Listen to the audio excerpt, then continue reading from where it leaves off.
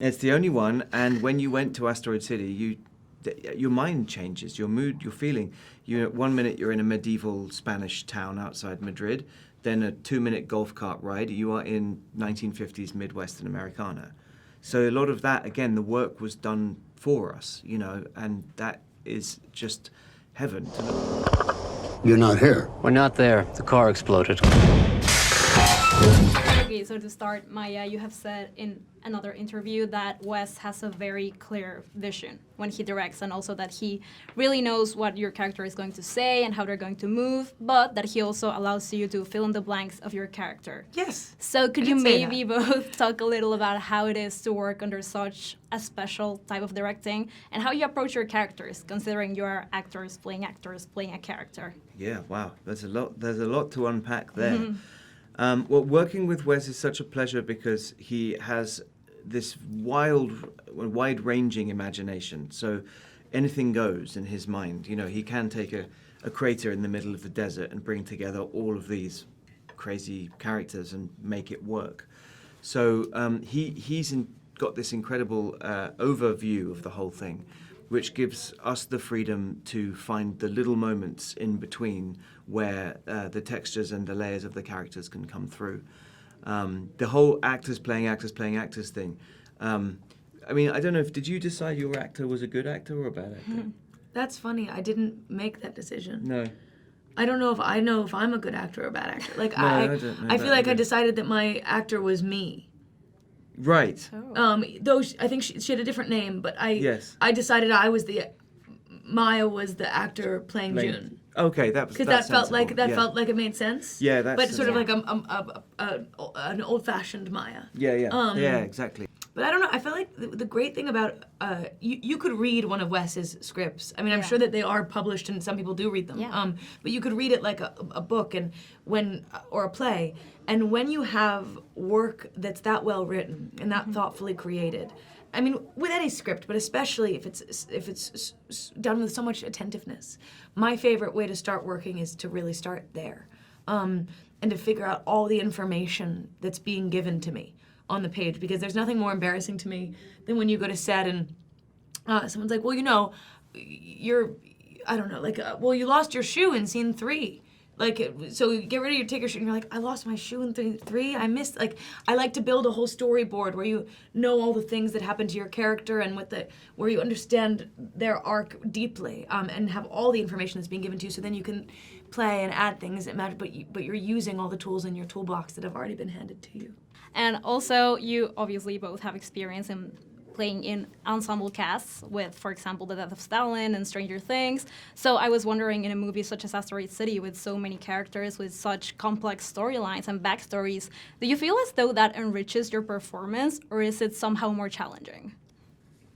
Well, in a sense, I don't really have to worry about anyone else's storyline, so all of the science convention, and Edward Norton and Jason's thing with that's just going along a sort of parallel track. And then we have this kind of, for us, we have this cowboys and school teacher and school kids world. And Wes is the architect. Wes is the one who pieces all of that together.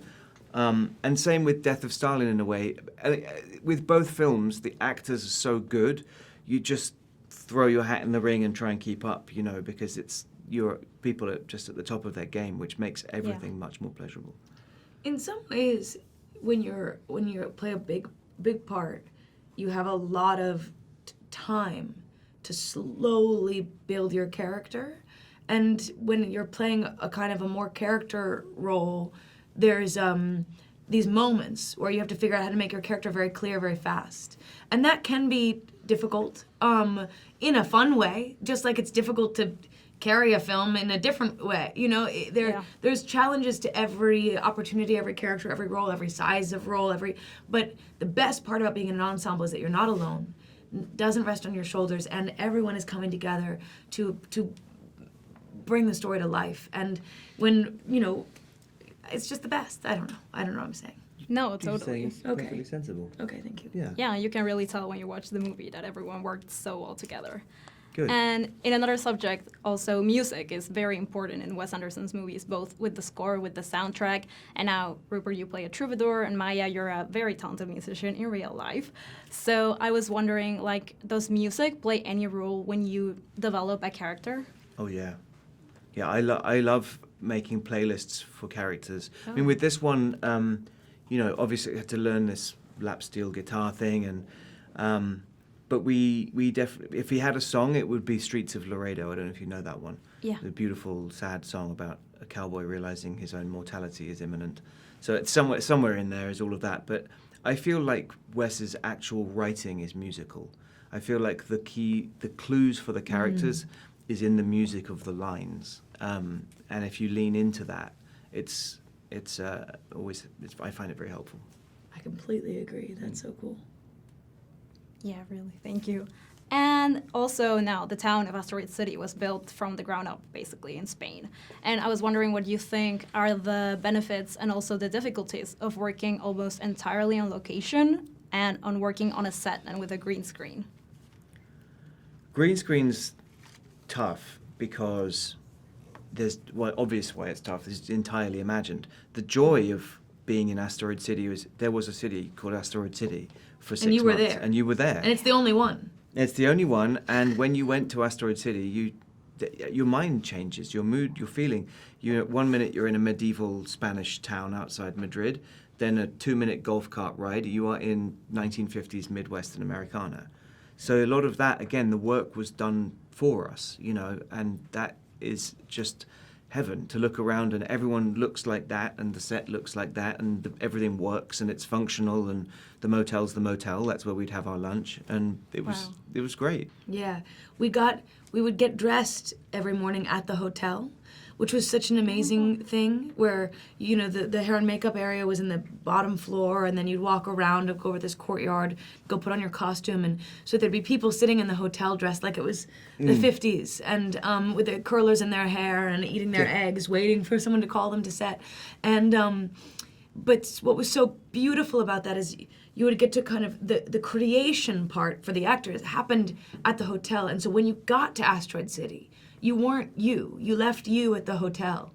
You weren't, walking around in your jeans and with your sweatshirt. You were fully you in Asteroid City, or you're fully June. You're fully your character in Asteroid City, and that. And is it almost more difficult to say goodbye to your character after an experience like that?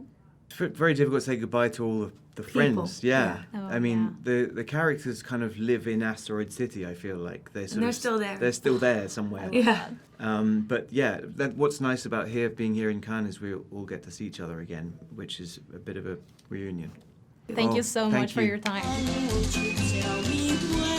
Huh? Did I say yes? You didn't say anything.